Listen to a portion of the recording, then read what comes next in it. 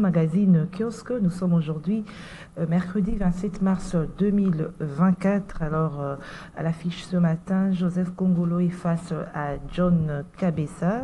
Ils vont donc analyser, commenter l'actualité de ce jour en République démocratique du Congo. Avec eux, nous allons parler, madame, monsieur, de la seconde série de consultations qui a été bouclée hier par l'informateur Augustin Kabouya. Nous allons en parler avec nos invités. Autre sujet d'actualité, c'est le quid sur la rencontre Félix Antoine Tshisekedi et Paul Kagame. Est-ce que cette rencontre aura lieu face aux différentes conditions posées de part et d'autre? Analyse et commentaires, c'est avec nos invités. Et puis, entre-temps, le vice-premier ministre des Affaires étrangères parle des avancées diplomatiques.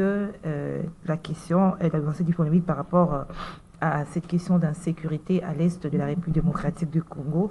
République démocratique du Congo, nos invités vont en parler au niveau de la Cour constitutionnelle. On parle de 110 requêtes réceptionnées par la Haute Cour en rapport avec des erreurs matérielles. L'analyse et commentaire, c'est avec nos invités. John Kabessa, bonjour.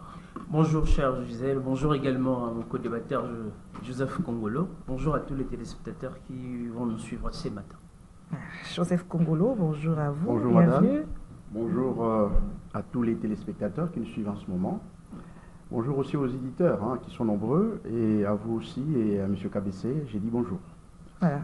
On commence par l'Est. Est-ce que la question se pose? Est-ce qu'il y aura rencontre entre Félix Tshisekedi et Paul Kagame? Comment vous voyez les choses? Parce qu'on a suivi l'interview de Paul Kagame sur Jeune Afrique. Les chefs d'État également, avec le président sud-soudanais, a également exprimé ses points de vue par rapport à ce sujet d'insécurité à l'est de la République démocratique du Congo. Comment vous voyez les choses?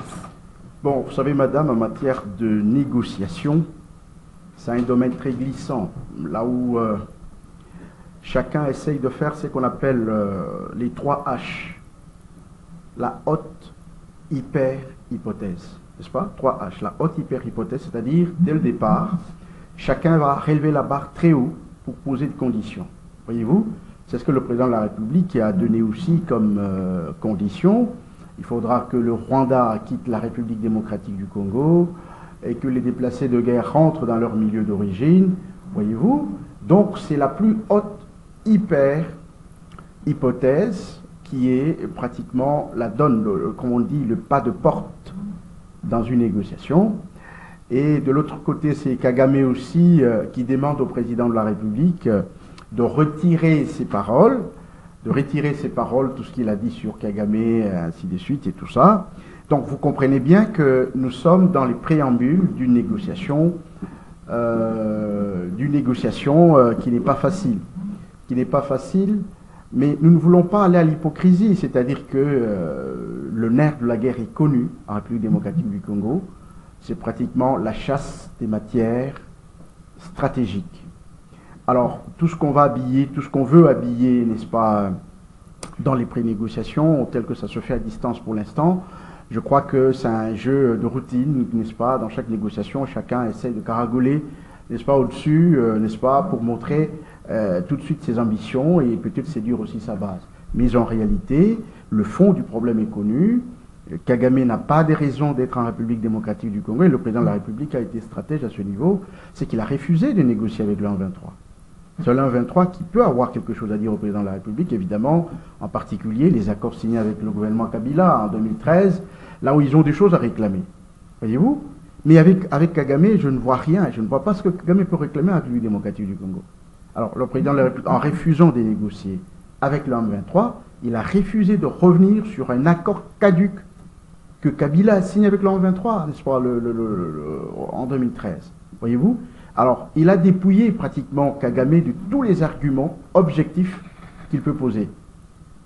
Alors, Kagame va tout faire pour éviter, n'est-ce pas, pratiquement cette négociation. Et pour moi, il est en train de distraire. Du moment qu'ils ont déjà Roubaya, là où ils sont en train d'exploiter à grande échelle, n'est-ce pas, les mines de Mangachouchou, ils sont en Rutshuru, ils sont en train d'exploiter une exploitation à grande échelle. Bien entendu, je vois très mal comment ce Kagame-là, qui est venu uniquement pour les matières premières à plus de moitié du Congo, je le vois très mal, n'est-ce pas, se mettre à une même table avec le président de la République. Ça, c'est la première chose. Deuxièmement, je crois que nous n'avons pas à nous distraire là-dessus. Il ne faut pas que cette prétendue négociation nous distraie. C'est la guerre qui va mettre fin à cette guerre. C'est seulement la guerre qui va mettre fin à ce conflit avec le Rwanda. Et c'est quand on aura terminé la guerre qu'on peut se mettre autour d'une table. Pour l'instant, Kagame a déjà son compte, n'est-ce pas? Et nous n'avons pas à nous fixer sur les impressions de Kagame. Parce que lui, il exploite déjà, pendant ce temps, il exploite les minéraux, et il a toutes les multinationales qui sont derrière lui, et qui donnent des moyens à travers des voies détournées, tout ça. Nous allons prendre les illégaux des Grande-Bretagne et tout ça. Ce sont des moyens qu'ils ont créés pour lui donner des moyens de maintenir cette guerre, de protéger cette guerre-là, n'est-ce pas? Protéger les espaces qu'ils ont déjà conquis, le temps de faire une exploitation à grande échelle, n'est-ce pas, des minéraux. Donc, cette négociation, c'est une nouvelle distraction pour moi. Cette négociation, mais les organisations régionales et sous-régionales ont l'impression de pousser les deux parties au dialogue. Oui, madame. Écoutez, le dialogue, ça peut prendre 2 ans. On se rencontre, on se dit, chacun exprime ses intentions, et puis vous rentrez pour attendre 2 mois plus tard. Et puis 2 mois après, on vous dira non, il y a des conditions qui ne permettent pas qu'on puisse se rencontrer, et tout ça, 3 mois, ainsi de suite. Donc c'est soit une négociation qui peut prendre 2 ans, peut prendre 3 ans. Voyez-vous, nous n'allons pas, en principe, nous fier à ces prétendues négociations entre Kagame et le président Félix. Je pense que la seule chose que nous devons faire, c'est d'abord de nous battre sur le terrain, et entre-temps, on laisse le processus diplomatique avancer. Mais on se bat de fond sur le terrain. Alors, si on doit rester accroché à ces négociations, je crois que c'est nous qui sommes distraits, c'est pas Kagame. John Kabesa, rencontre probable, rencontre entre Tshisekedi et Kagame, l'impression que ça donne que les deux parties semblent camper sur leur position chacune. Oui, exactement, cher Gisèle. Nous sommes ici dans la théorie des négociations. Je pense au moins Joseph Kongolo a essayé un peu de frôler cela. La seule différence, c'est que pour ce qui concerne la RDC et le Rwanda, ou soit entre Paul Kagame et Félix Tshisekedi, nous ne sommes plus dans la phase de ce qu'on appelle des préliminaires.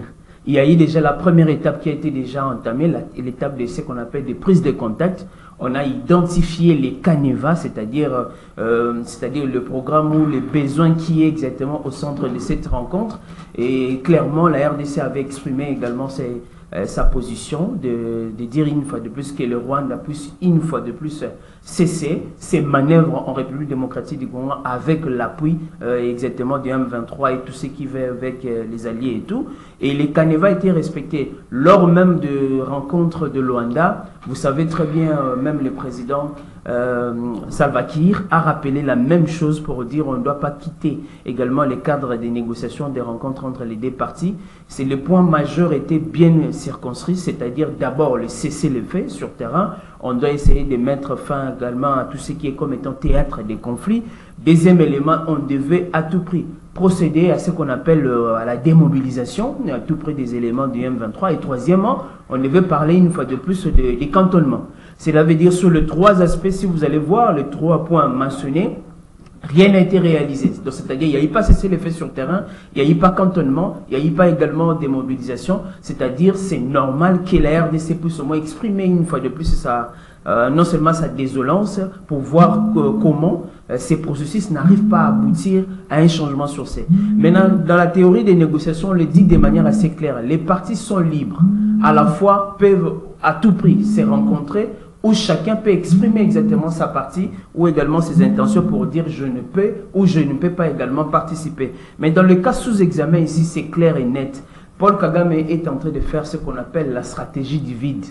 Comme il est toujours dans la stratégie également des négations, il nie le tout, mais il ne savait pas que du côté exactement de Félix Tshisekedi, il y a une nouvelle rhétorique, c'est-à-dire toucher les fonds, démontrer au monde ou également sur le plan international comment Paul Kagame a pu au moins confectionner ces théâtres exactement ou également ces conflits pour essayer de tirer profit. À ce net moment, pour ne pas aller trop dans les considérations des faits, c'est normal qu'il y ait ce qu'on appelle ces jeux de ping-pong Bon, on se rappelle exactement entre la guerre de la Corée, entre la Corée du Nord et la Corée du Sud.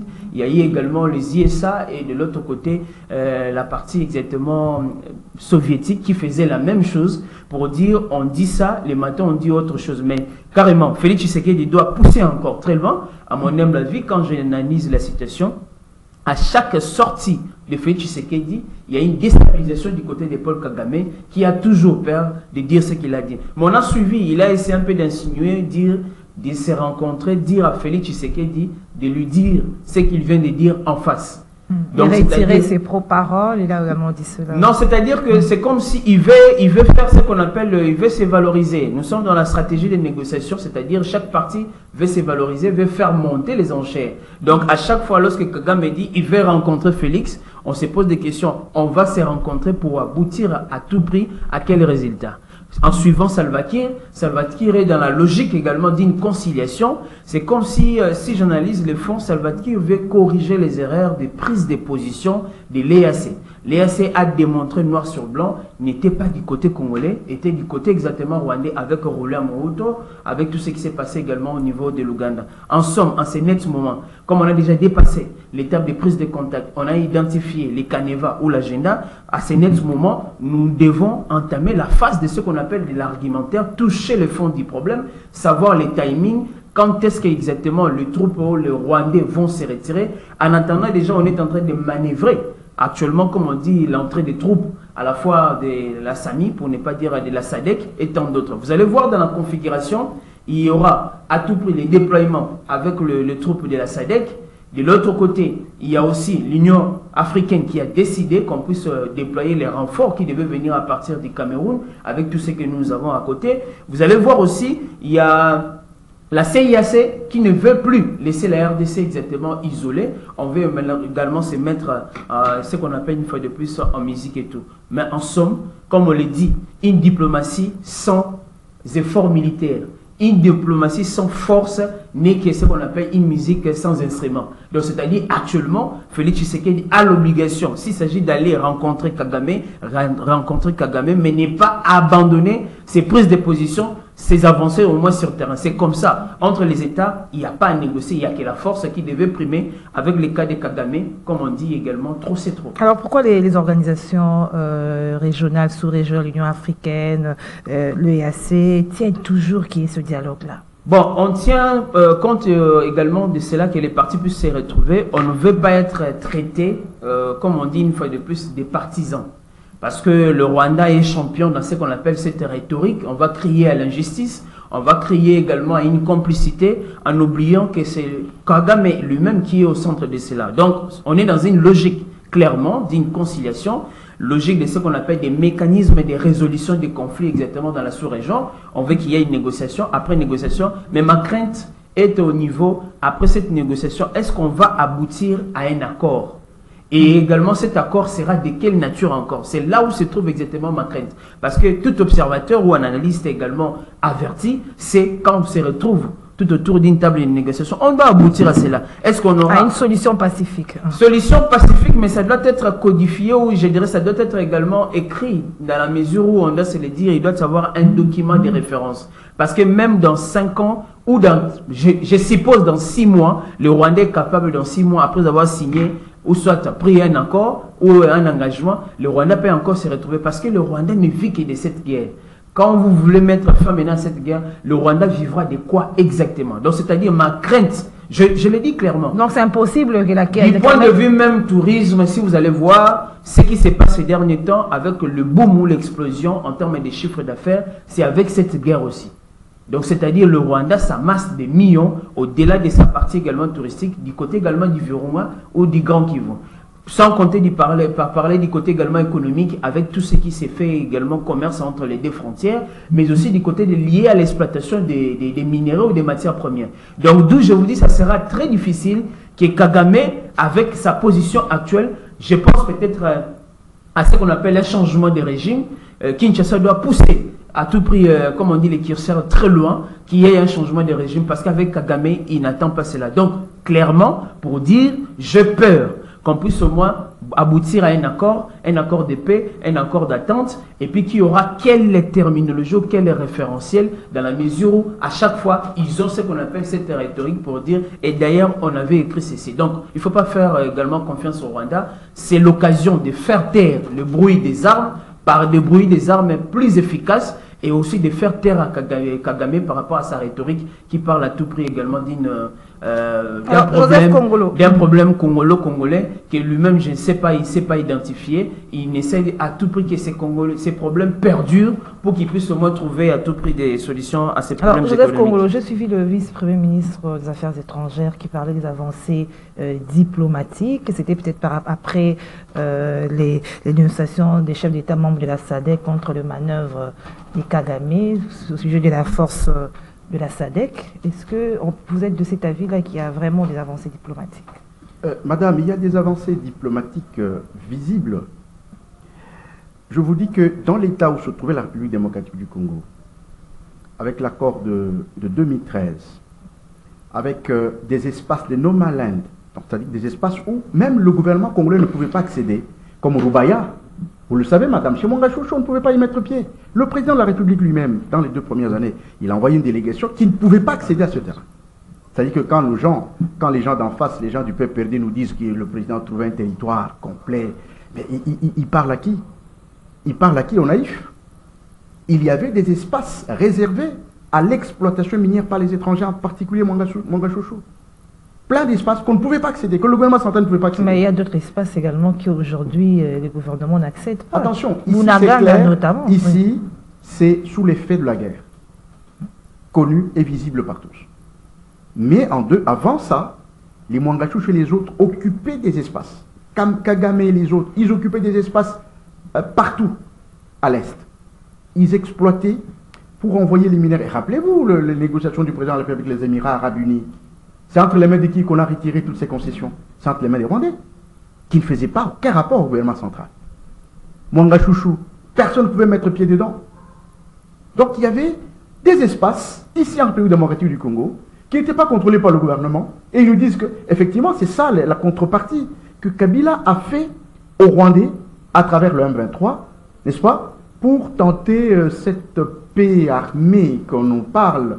Hein, cette paix armée qu'on nous parle. En fait, c'était quoi ça? Politiquement parlant, c'était, on a bradé des espaces entiers du territoire national, exploités par les étrangers, ne fût-ce qu'au prix d'une petite paix, parce que chaque jour on a continué à tuer. On n'a jamais arrêté de tuer à l'Est. Malgré les concessions que Kabila a fait à travers les accords de 2013, il n'y a pas eu la paix.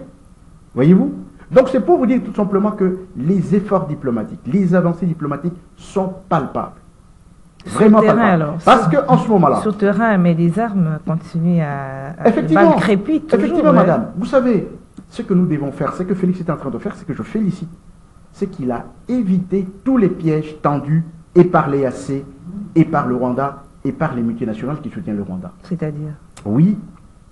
Il a évité tous ces pièges. L'EAC est venu ici. Vous savez qu'en ce moment-là, on pouvait déjà balkaniser le pays. L'EAC est venu sur place, il s'est comporté comme des occupants de terrain. Et là, par la diplomatie, Félix a joué le jeu pour que ces troupes de l'EAC partent. Rappelez-vous, madame, ils ont commencé à collaborer avec le M23. Et ça, c'était plus dangereux. Heureusement qu'on a évité encore ce piège-là. Deuxièmement, éviter ce piège, il faut maintenant, aujourd'hui, chercher à négocier debout et non pas négocier couché. Ça, c'est très important, madame.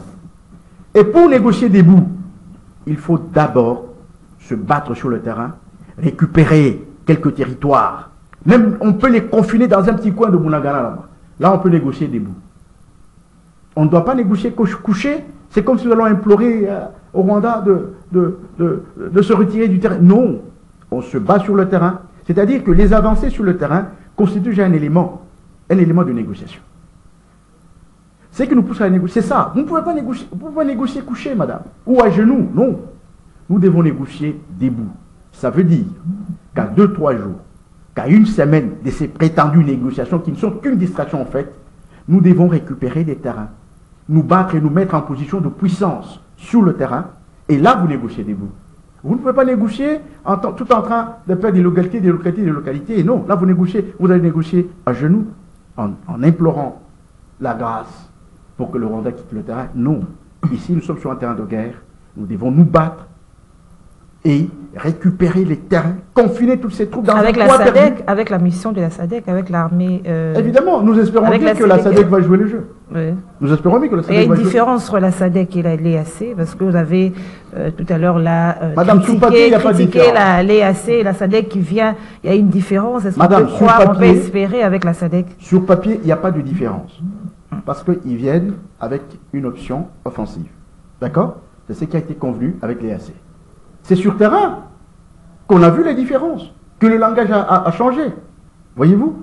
Donc, maintenant, les AC arrivent. Nous allons La juger, SADC. la SADC, pardon. Nous allons la juger sur terrain. On ne sera pas déçu comme c'est le cas, comme vous avez exprimé Madame, votre décision. je ne suis pas prophète, mais Ouais. je pense bien que cette fois-ci, les choses peuvent changer. Les choses peuvent changer, mais je ne voudrais pas qu'on mette beaucoup plus d'accent sur la SADC. L'accent, on doit la mettre sur nos propres troupes. Il suffit seulement, madame, que cette SADC tombe dans l'embuscade avec 40, 50 militaires morts, ils vont changer de langage. Ils vont changer de langage. C'est ça la guerre, en fait. Parce que c'est difficile qu'un État puisse faire un sacrifice suprême pour un autre État que pour son propre État. C'est très difficile. Rappelez-vous, les États-Unis, les Américains sont venus en Somalie. Quand on a arrêté les Américains, on les a attachés aux véhicules. Tout ça, vous savez, dans la semaine, les Américains ont retiré leurs troupes. Comprenez? Donc, dans cette guerre, nous devons mettre l'accent sur nos propres troupes pour faire cette guerre dans la ligne d'attaque. Et les autres peuvent nous suivre, n'est-ce pas, derrière. Parce qu'il suffit tout simplement que 50 militaires de la SADC meurent, ils vont changer de langage et tout de suite ils vont retirer leurs troupes. Donc c'est nous qui sommes appelés à faire suffisamment de sacrifices pour pouvoir retirer nos territoires de la bouche de Rwandais. Donc, ce que nous devons faire, arrêter la guerre par la négociation, par des voies diplomatiques, en tout cas c'est rare dans l'histoire. Madame, c'est rare dans l'histoire. Ça peut arriver, mais c'est rare dans l'histoire. Voilà pourquoi l'option de guerre reste l'option majeure, l'option principale aujourd'hui. Qu'on ne perde pas le temps à penser que les négociations vont arrêter la guerre. Ça, c'est ce qu'il faut savoir. John Kabesa, SADC et AC, est-ce qu'il y a une différence? Est-ce qu'on peut espérer? C'est qu'on n'a pas eu avec les AC, nous l'aurons avec la SADC. D'abord, du point de vue nature, je dois préciser très bien, toutes les deux forces font partie également de forces sous-régionales. Les AC pour la partie exactement est, la SADC pour la partie australe ou la partie sud. La RDC a la chance ou la malchance de faire partie également de toutes ces deux organisations. En termes exactement de nature, ce sont d'abord des forces à tout prix régionales, mais du point de vue lié exactement à la fonction, je pourrais dire c'est là où il y a une différence sur ces. L'EAC a été ici exactement pour ne pas avoir une mission offensive pour essayer de s'opposer ou de bloquer. Pas sur papier, pas sur papier. Non, je l'ai dit, même sur le terrain. Oui, sur le terrain, oui. Même sur papier, je parle très bien. L'EAC, que cela soit sur le terrain ou sur papier, n'a pas bien assumé son rôle à tout prix comme une force d'interposition ou une force également offensive pour mettre fin à cette guerre. On a trouvé également des troupes de l'EAC se mettre à côté exactement des M23. Vous allez tout simplement vous rappeler des positions de Ouazalendo qui disaient entre l'EAC et exactement les M23, c'était bonnet blanc, blanc bonnet. On n'arrivait pas à distinguer entre les deux. Les éléments des troupes ont la même morphologie, ont presque les mêmes tenues, on ne savait pas comment différencier. Mais à l'opposé, du côté de la SADC, vous savez très bien, je vais rappeler, depuis 98, si vous faites 98, 2013, 2010, 2013 jusqu'à aujourd'hui, la SADC a toujours été du côté également de la RDC. Quand la SADC vient, c'est pour s'interposer, pour essayer d'imposer aussi la paix, au côté également en amenant l'appui du côté de la RDC. On n'a pas les agendas cachés. Entre les deux, les agendas cachés, je pense que les agendas cachés, ça dépendra là où on cache l'agenda. Non, c'était pour faire rire exactement. Mais avec l'EAC, on a compris, c'est vraiment une troupe, c'est vraiment une force qui vient... SADC. Non, je parle à l'EAC. Oui. Favoriser ou faciliter la balkanisation de l'RDC. Mais la SADC, je sais, dans toute évasion, également dans toute coopération militaire, il y a ce qu'on appelle des bénéfices également à tirer. Lorsqu'il y a eu des troupes qui se déplacent comme ça, en contrepartie, il y a toujours des garanties qui se sont données. En somme, je reviens par rapport à votre question, si à tout prix on doit parler des avancées diplomatiques. Oui, à ce net moment, on doit parler des avancées, mais ces avancées doivent avoir des garanties assez solides, dans la mesure où on est en face carrément des ennemis ou de l'ennemi qui n'arrive pas à comprendre les langages à tout prix de la paix ou à tout prix ce qu'on appelle de la voie diplomatique. Sami RDC, à travers le Conseil de paix et de sécurité de l'Union africaine, on a donné une mission claire en donnant l'injonction carrément à l'Union africaine de procéder au ravitaillement sur le plan militaire avec ce qui pourrait venir de l'autre côté. En somme, je pourrais dire Félix Tshisekedi Nake a continué avec cette marche. Je ne pense pas, après ces sommets qui viendra encore de Luanda, parce que le Tundol l'a dit, Addis Abeba, Luanda, on ne fait que ce qu'on appelle, c'est comme sous forme également d'un théâtre de, bon, on dit la scène politique, il y a des acteurs. De la même manière aussi sur la scène diplomatique, il y a des acteurs qui sont là, mais Paul Kagame ne va pas accepter facilement baisser pavillon ou perdre cette guerre. On devait à ce net moment démontrer, avec nos 6 millions de déplacés actuels, ça ce sont les dernières estimations, on devait démontrer le nombre de prisonniers de guerre rwandais qu'on a pu au moins capturer. On devait montrer clairement, comme on l'a fait la fois passée, que la RDC a des preuves sur ces. On se pose des questions quand tous les pays africains commencent déjà à se ranger derrière la RDC, à part le pays de la sous-région. Parce que même avec la visite ici des Salva Kiir, on devait mettre le point sur le i.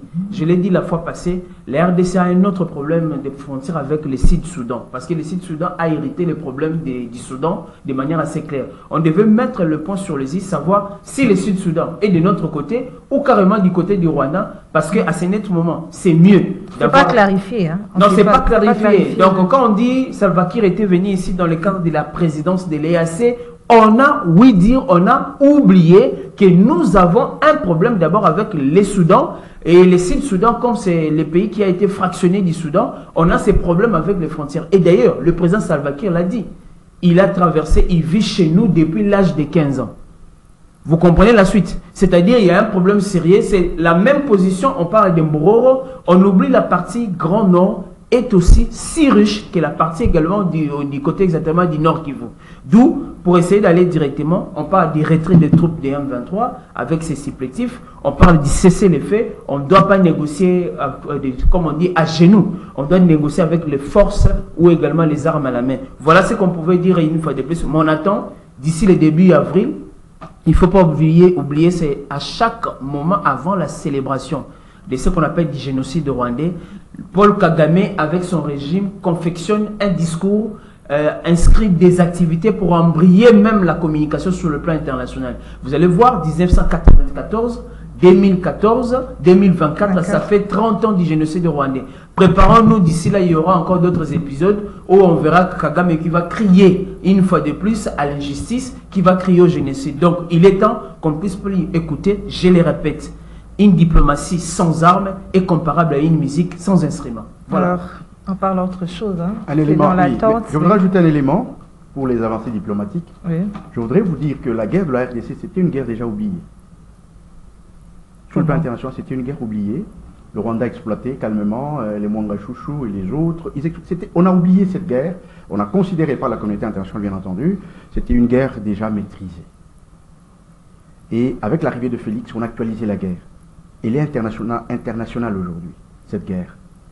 Regardez comment dans toutes les grandes réunions du monde, la République démocratique a une voix pour présenter la guerre de mais les retombées surtout. Tout à fait, madame, c'est ça la diplomatie.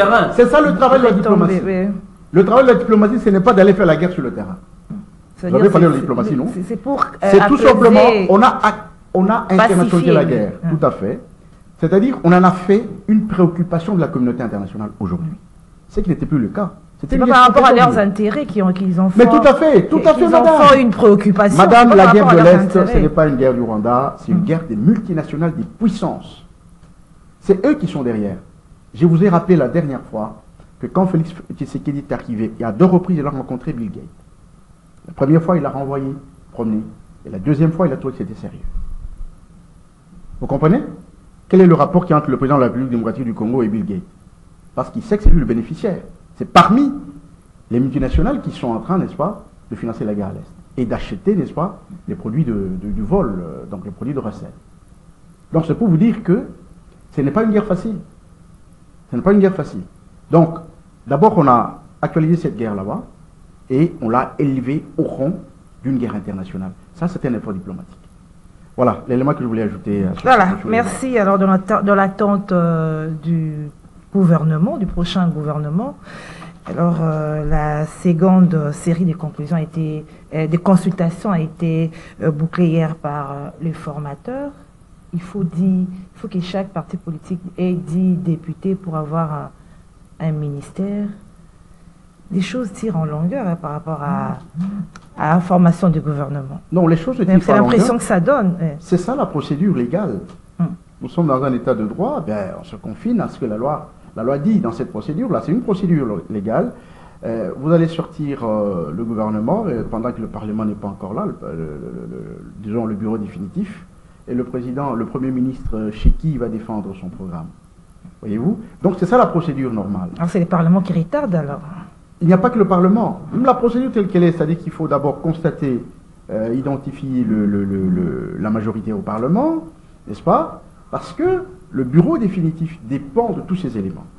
Le gouvernement dépend, n'est-ce pas, du rapport de force au niveau du Parlement. Voyez-vous? Voilà pourquoi c'est une procédure tout à fait légale qui est suivie. Maintenant, il appartient, n'est-ce pas, au législateur de voir dans quelle mesure il peut raccourcir cette procédure. Donc, on respecte la procédure. Ouais. Rappelez-vous, madame, le président de la République, en 2019, il a fait 6 mois pour avoir le gouvernement.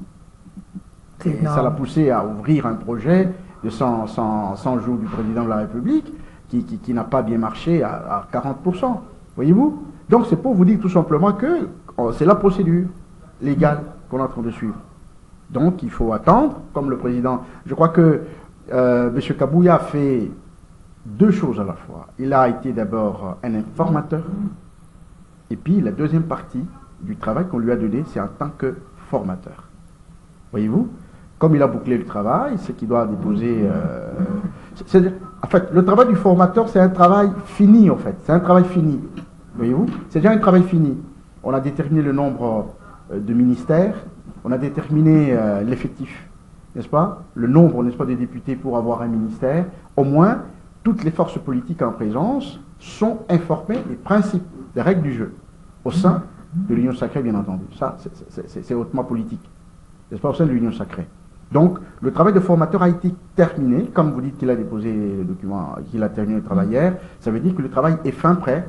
Il ne reste plus qu'au Premier ministre, qui doit être déjà connu du président de la République et qui travaille déjà avec lui. Il ne faut pas que les gens pensent qu'on va nommer le Premier ministre, c'est alors il va commencer le travail. Non, le président travaille déjà avec le Premier ministre, que nous ne connaissons pas encore. Il lui suffira tout simplement 1 semaine pour mettre les noms sur les 3 par ministère et en collaboration avec le Premier ministre. Donc je crois que si M. Kabouya termine la deuxième partie de son travail, sûrement que dans 1 semaine, on est en droit d'avoir un problème. Mais il n'y a pas aussi risque par rapport au nombre de requêtes à la Cour constitutionnelle, parce qu'après, il était revenu sur son travail, après, non, après écoutez, madame, les résultats définitifs de la Cour constitutionnelle. Mais aujourd'hui, on parle de 610 requêtes introduites. Ça ne va pas encore basculer les choses. Ça ne va plus basculer. Ça ne va plus basculer. Je crois que les choses sont déjà fixées au niveau du Parlement. On connaît quelles sont les forces politiques, n'est-ce pas, qui sont là, et les choses sont déjà fixées. Même si après... Il y aura après, correction des erreurs matérielles peut-être. 2-3 personnes peuvent changer. Je crois qu'ils ne vont pas bousculer les rapports de force au niveau du Parlement. Donc ce qui est vrai, c'est que, bon, on doit être patient. C'est vrai que les temps sont durs. Les temps sont très durs parce que nous sommes en guerre. Et entre-temps aussi, il y a des choses qui nécessitent absolument un gouvernement pour pouvoir engager, n'est-ce pas, le pays dans certains dossiers, et ainsi de suite et tout ça. Je crois que c'est nécessaire qu'au plus vite, qu'il y ait un gouvernement qui doit gérer les affaires. Voilà, Joseph, John Kabesa, quelle analyse vous faites de ce travail de l'informateur? Beaucoup attendent impatiemment le gouvernement, mais il semble tirer en longueur, comme d'abord, il faut analyse certaines personnes. Oui, donc, on doit se dire, nous sommes dans la chronique politique, il faut non seulement placer le fait au moins dans le temps pour essayer d'analyser. D'abord, le travail d'Augustin Kabouya, c'est un travail à féliciter. Il y a beaucoup de gens qui n'attendaient pas de lui. Dans la mesure où on prend Kabouya, on ne pensait pas aujourd'hui que Kabouya pouvait avoir cette place sur la scène politique refléter ce qu'on appelle l'homme orchestre ou également l'homme de confiance du chef. On attend au résultat. Oui, c'est ça aussi, la providence sur le plan politique, les résultats. Parlons-en exactement. Après son travail comme informateur, il est en train de confectionner tout ce qui est comme étant formateur. Il y a un souci, moi je dis, lié exactement à la gestion des ambitions sur le plan politique. On trouve l'union sacrée, l'ancienne union sacrée, on attend la nouvelle forme qu'on va donner exactement à ces regroupements politiques. C'est comme si on ne veut pas s'accepter. Je les cite ici. Le présidium, l'ancien présidium, entre Jean-Pierre Bemba, Vital Kamerhe, Mbosso Koudiakwanga, Sama Lukonde, Bahati, et puis il y avait sixième Kabouya. Bon, lui-même, on le met de côté. Il y a un jet de deep sur le plan politique, il y a un dialogue de sourds. Et chacun veut jouer son influence auprès du chef. En oubliant, c'est un moment, le chef de l'État connaît un à un. Il connaît les niveaux de caméra sur le plan politique, il connaît même ses limites. Vous n'avez qu'à voir exactement le ministère de l'économie, de savoir ce qui se passe moins actuellement, que fera Kamerhe sur le plan également politique. Vous n'avez qu'à voir Jean-Pierre Bemba, les temps qu'il a fait, on sait exactement politiquement comment peser Bemba.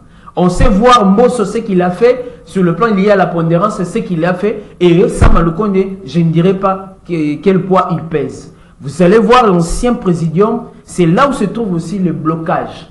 On va ajouter les nouveaux acteurs ou également les nouveaux regroupements politiques qui s'étaillent actuellement le nombre de députés. Je vois sur le plan stratégique et même lié à la gestion des ambitions, c'est là où se trouveraient les problèmes.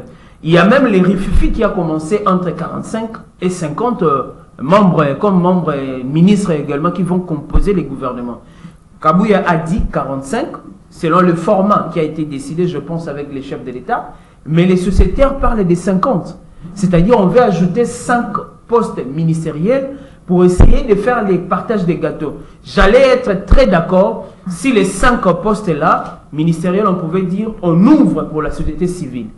Récemment, on a parlé avec l'OSPC, l'Organisation de la Société Civile pour la Paix au Congo. On a dit, est-ce que ce gouvernement est simplement consacré uniquement aux politiques qui ont eu au moins à travailler de manière à trouver leur poste? Nous risquerons d'avoir un gouvernement composé uniquement de politiques qui viendront, au lieu de gérer l'État, au lieu de résoudre les problèmes de la population, ils seront là pour se positionner, savoir puis Mobile a fait quoi et ce qui se passe. C'est ça un peu ma crainte. Deuxième élément, j'ai écouté exactement Joseph Kongolo qui dit c'est légal, mais je ne partagerai pas ses points de vue. Vous pouvez m'expliquer comment les élections au Sénégal venaient à peine d'avoir les élections présidentielles. Après la désignation ou l'élection de Diomaye, c'est après 4 jours, on apprend déjà la mise en place du gouvernement. Et chez nous, depuis l'élection de Félix Tshisekedi au mois de décembre, nous ne sommes qu'il faut monter, il faut redescendre. Je ne sais pas si les Congolais nous sommes faits pour des négociations ou pour des postes politiques. Je trouve cela, nous sommes tous en Afrique. Le Sénégal, ce n'est pas en Europe, ce n'est pas exactement en Amérique, c'est ici en Afrique. Comment les autres, après 4 jours, ils ont déjà la forme du gouvernement? Chez nous, ça va, je vais vous dire, ça va tirer à longueur. Peut-être maman hier à lobby, et Goya au Kennedy, jour et indépendance, c'était juste pour rire. Donc nous risquerons de courir jusqu'au mois d'avril, on n'aura pas ces gouvernements parce qu'il y a la gestion des ambitions. Même si Kabouya va faire un travail excellent, il y aura des gens qui viendront également capoter cela pour essayer de parler. Je ne suis pas satisfait. Parlons des requêtes, ou également on peut les dire correction des erreurs matérielles. Je ne pense pas qu'il y aura un grand changement. Parce que même la société civile, je vous ai parlé de l'OSPC qui avait déposé la requête en termes exactement de la transmission des fichiers en termes d'irrégularité. Qu'est-ce qu'on veut donner en termes de suite? Est-ce qu'il n'y a pas de négociations en coulisses pour dire, bon, tel n'avait pas eu, on peut essayer de le faire? Parce qu'on a vu avec Bahati. Où sont partis les 9 députés de Bahati? Pour dire, la Cour également devient une caisse de résonance des négociations sourdines. Je ne pense pas, à mon humble avis, je n'ai plus confiance à cette Cour. La Cour ne dit plus, ou elle n'administre plus, ne dit plus également les droits pour essayer de restaurer les uns des autres. En oubliant que c'est la Cour, la haute également, la juridiction qui devait trancher en dernier ressort. Mais on dit que ces décisions sont inattaquables. Inattaquables, mais bon, décision inattaquable. Mais si cette décision est illégitime, ou également une décision qui a été mal faite, comment une décision d'une Cour même les Congolais lambda commencent à émettre un point de vue assez lucide pour comprendre. Avec cette cour ici, c'est clairement, c'est compliqué. En somme, je l'ai dit, j'ai aimé plus les critériums qu'on a donnés pour la composition du gouvernement. Le premier, on devait miser sur la bonne moralité. La bonne moralité. Sur la scène politique, on a, excusez-moi, on a des politiciens, on a des acteurs politiques qui postulent actuellement même à ces postes ministériels à la moralité un peu pourrie, je pourrais dire. Même les jeunes, même sur le plan public, on ne peut pas présenter tel, on a dit, bon, c'est un homme intègre, ainsi de suite, nous connaissons. Mais il y aura un problème des compétences. On ajoute encore un problème de la géopolitique. Donc après, le problème du format, je vous annonce, Kabou aura encore un problème lié à la gestion de la géopolitique, l'équilibre. On risquera d'avoir après la sortie du gouvernement, nous, les membres de tel, nous rejetons. Et d'ailleurs, nous quittons l'Union sacrée. Nous ne voulons pas cela. J'ai dit, je demande à tous les Congolais de réfléchir comment le Sénégal, après 4 jours après les élections, on a déjà l'embryon, on a tout du gouvernement d'ici là qui sera annoncé. Chez nous, ça doit prendre 4 mois. Donc ça tarde à cause de la gestion des ambitions. Gestion des ambitions. Satisfaire tout le monde. Et également, gestion des ambitions, gestion des agendas. On doit résoudre les problèmes géopolitiques. On doit essayer. Donc, le chef de l'État a vraiment un travail à faire. Je vous dis, c'est l'occasion même. Moi, j'ai pensé avec tout ce que les chefs coutumiers l'ont donné. Les lendemains, ils pouvaient dire, bon, j'essaie un peu de me démarquer de la scène politique parce que le peuple est en train de souffrir. Je le dis, vous n'avez qu'à voir. Le taux est maintenant combien? Dollar est commis combien? De manière assez claire. Il y a des ceux qui disent 28, il y a d'autres qui disent même 29. À ce moment, qui dirige le ministère de l'économie? Parce que je sais, le ministre de l'économie est parti à l'Assemblée. Vous allez encore, je l'ai dit, un problème du président. Il expédie les affaires courantes. Non, le ministre de l'économie... lui, il a refusé.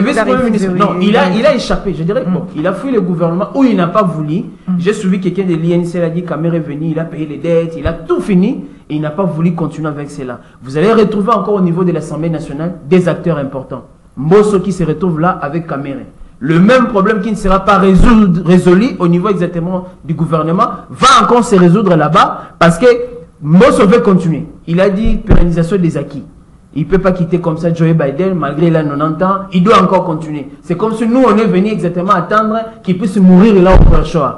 De l'autre côté, on a Kamere qui veut pérenniser, je ne sais pas comment, qui les ambitions. C'est ça le problème. Donc après ici, Bemba va rester, les Samalukonde, les Bahati déjà s'est exprimé, il va rester de ses côtés.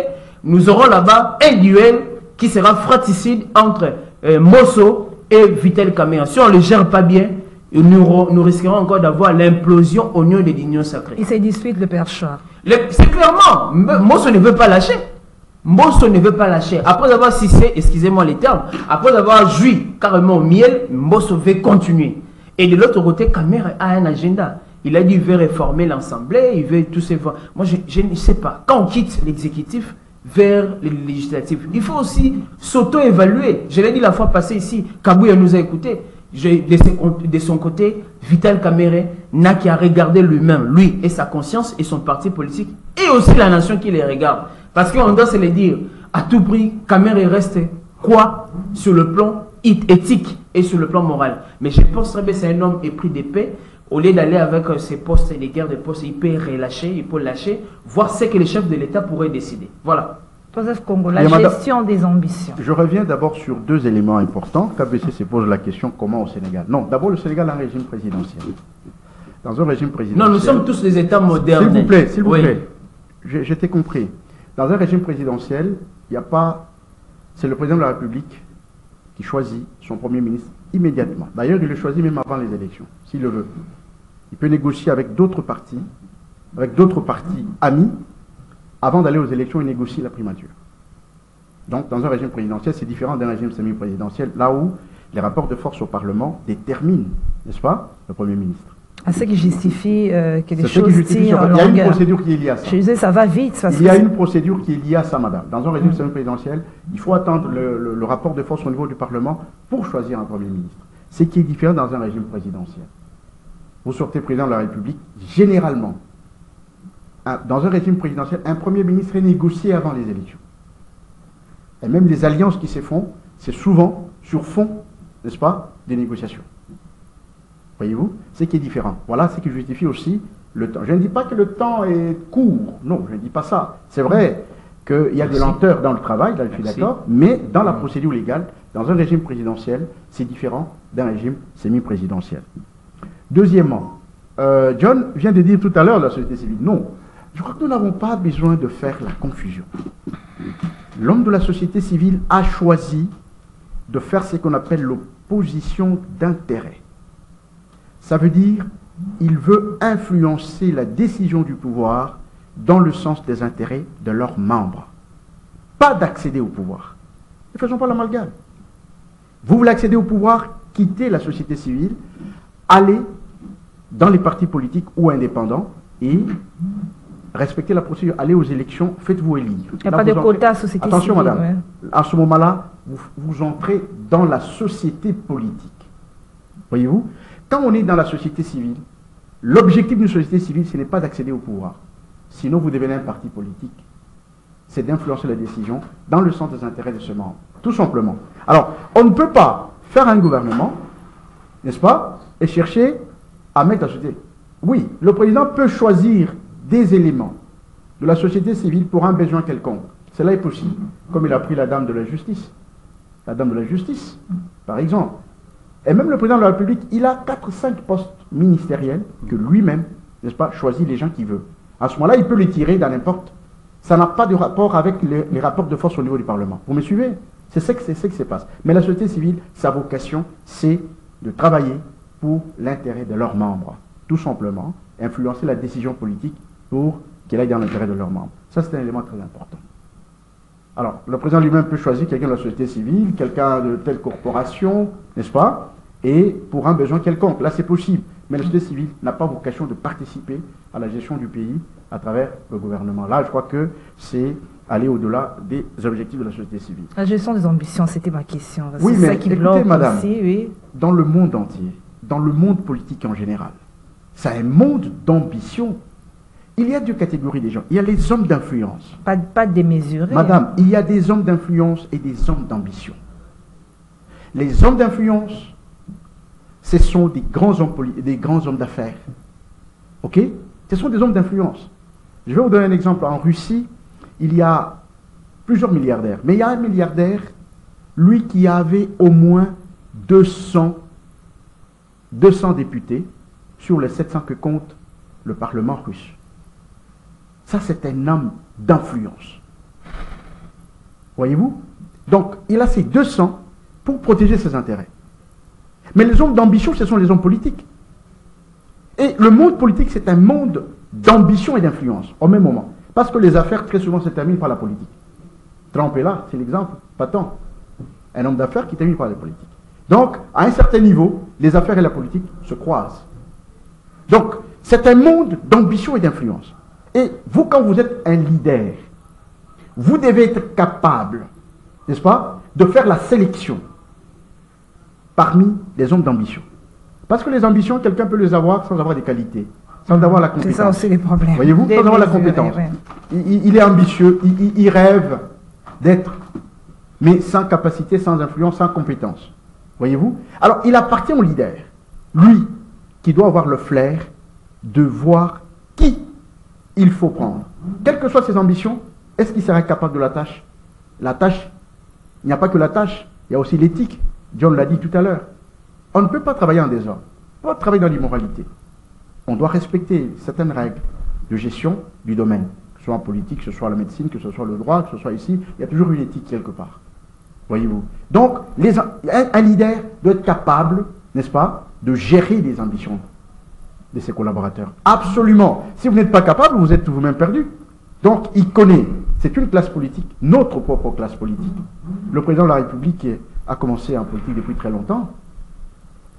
Tous les acteurs politiques qui peuplent un peu la société politique de la République démocratique du Congo, nous tous, qui nous sommes intéressés, n'est-ce pas, à cette politique, nous les connaissons.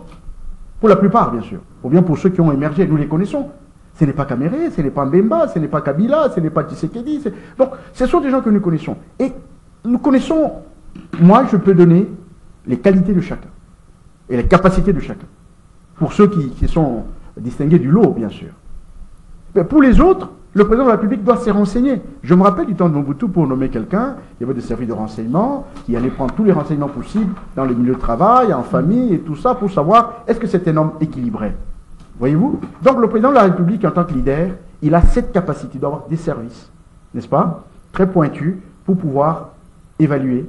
Il y a aussi des choses qui se voient à l'œil nu. Hein. Oui, ceux qui ont des déjà erreurs travaillé, existent. par exemple, Madame, qui des n'ont erreurs pas, existent. qui n'ont pas bien travaillé, et pourquoi les Il reconduire? y a toujours une marge d'erreur, ne Oui. vous en faites pas. On peut bien faire à 90%, on peut faire à 70%. La marge d'erreur ne manque pas. Mais on ne peut pas avoir une marge d'erreur de 60% ou de 40%, c'est déjà beaucoup. Donc, un leader doit connaître sa classe politique, doit connaître un nombre, n'est-ce pas, ses collaborateurs, et surtout savoir qui est capable de ceci ou de cela pour m'accompagner dans ma vision. John semble ne pas être d'accord. Non, je ne suis pas d'accord parce que ce qu'a dit M. Joseph Kongolo, il faut voir clairement. Ça, nous sommes exactement en République démocratique du Congo. Il y a des pays voisins qui sont là. Il y a exactement la Zambie, il y a la Tanzanie. OK? Et il y a aussi à côté, même ici, l'Éthiopie.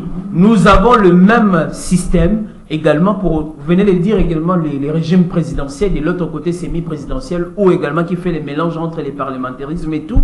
Mon problème est que les délais, les tempos qu'on est en train de prendre, est-ce qu'on est en train de penser que l'État, actuellement, les besoins en rapport avec les objectifs du chef de l'État pour ces nouveaux quinquennats ici, l'État s'arrête ou l'État fonctionne? Parce qu'il se pose un problème. Est-ce que nous fonctionnons avec les objectifs anciens, de l'ancien régime ou carrément de l'ancien quinquennat, ou il y a du nouveau? Là, je ne suis pas d'accord avec M. Kongolo. Quand on dit Sénégal, on dit RDC, c'est dans l'analyse comparative, dans la gestion exactement d'un État. C'est-à-dire, on tient compte l'exécutif qui doit être fait, voilà les mécanismes. Tout est établi par la Constitution. On ne doit pas créer la roue. Pourquoi ça doit prendre du temps? C'était ça un peu. Et le deuxième élément, pour ne pas aller très loin, la société civile comme étant c'est l'ensemble des forces vives et des acteurs qui font fonctionner exactement la nation ou l'État. Quand on sent qu'il y a un simple pas, il n'y a pas quelque chose qui interdit qu'il y ait recours en termes de force régénératrice de la nation ou de l'État au sein de la société civile. Aussi aujourd'hui, on trouve la classe politique est pourrie du point de vue moralité. Vous allez empêcher que les chefs de l'État puissent au moins nommer les membres de la société civile. Et quand on vous nomme, au moins au gouvernement, vous ne quittez pas, je ne sais pas quelle est la référence que vous donnez, qui puisse au moins quitter la société civile. Un membre, un individu, un indépendant peut être nommé à la tête au moins d'un ministère géré par rapport à un besoin tenu. Si les politiques n'ont pas réussi, qu'est-ce qui pourrait déranger qu'on puisse faire écho? Cela ne peut pas créer une dichotomie pour dire on a quitté la société civile et quand on quitte, on vient de la société également politique. C'est possible si on trouve mieux, qu'on puisse au moins trouver, même au sein également de la corporation. Je l'ai dit parce que nous risquerons d'être pris en otage. Tout est politisé, tout vient de la politique, au lieu de réfléchir. Joseph Kongolo qui est ici, peut-être que je ne peux pas prêcher pour lui. Est-ce que vous pensez qu'il ne réfléchit pas bien? Il ne peut pas résoudre un problème sur ces. Est-ce qu'on doit avoir les mêmes personnes qui ont eu à détourner hier, qui rentrent, qui veulent encore gérer des ambitions sur ces? C'est là où on donne le travail à Kabouya. Mais on dit félicitations à Kabouya. Comme une maman dit, Apikapende. On verra Nous attendons les résultats. Merci, Merci John Kabesa. Merci beaucoup. Merci Joseph Kongolo. Oui, mais il faut que je fixe un élément. Le temps. Tout à fait. Je voudrais dire ceci. Je voudrais dire ceci. L'Éthiopie a un régime parlementaire. Voilà. Le président règne, n'est-ce pas? Tous les jeux se jouent au Parlement pour choisir un Premier ministre. Un Premier ministre, n'est-ce pas? Le président ne dirige pas, il règne. La Tanzanie et la Zambie? La Tanzanie et la Zambie, je ne connais pas seulement. Et l'Afrique du Sud? Il y a quelques États. L'Afrique du Sud a un régime présidentiel. Merci. Un régime Comment c'est rapide là-bas? vous dire, tout à fait. C'est ce que j'ai dit. La différence est au niveau de la nature. Donc, dans un régime présidentiel, le président négocie son Premier ministre avant les élections. Pendant que dans le régime parlementaire, il faut attendre le rapport de force au Parlement. Et alors que le Parlement, tant que la grande cour n'arrive pas à mettre les points sur les terminer le dossier, voilà le problème. C'est là où se trouve le temps. Parce que la majorité appartient au président de la République. C'est la procédure. On pouvait attendre si cet été, le Premier ministre allait venir d'un camp opposé. Là, on peut comprendre, on va négocier les forces au Parlement. Pas forcément. Le rapport de force au Parlement. Le président de la République a son Premier ministre en poche. La majorité est en poche. La Constitution dit ceci. Qu'est-ce qui fait traîner? La Constitution dit ceci. Le Premier ministre vient de la force, de la plus grande force au Parlement. Ça veut dire qu'il faut d'abord identifier cette force au Parlement. C'est déjà identifié. Mais justement, ce n'est pas du FCC. Ce n'est plus de l'ensemble, c'est l'union sacrée. Oui, nous le savons. Mais sur le plan de principe, il y a un travail que la Constitution a arrêté Quel au niveau du principe, Parlement. M. Joseph Kongolo? Quel Mais la principe? Constitution Non, lequel exactement? Vous bloquez Kaboué avec ce genre de réflexion. Quel principe? Il faut identifier d'abord. Tout est identifié, on connaît même le nombre de députés. Il vient de terminer le. Mais justement, On va tout c'est ça le identifier. travail, justement. C'est ça le travail qui a pris le temps. C'est le travail qui a pris le temps. Voilà. Vous Merci. compliquez Kaboué. Merci Joseph Kongolo, Merci, madame. John Kabessa, merci. Merci à vous fidèles téléspectateurs, merci à Marité Godot, Alain Kabongo, Bruno Nzinga, Moro Nzambe qui sont du côté de la technique. Merci au coach Doudou Montieri, madame, monsieur, merci à vous. Je vous retrouve vendredi avec le même plaisir. Au revoir.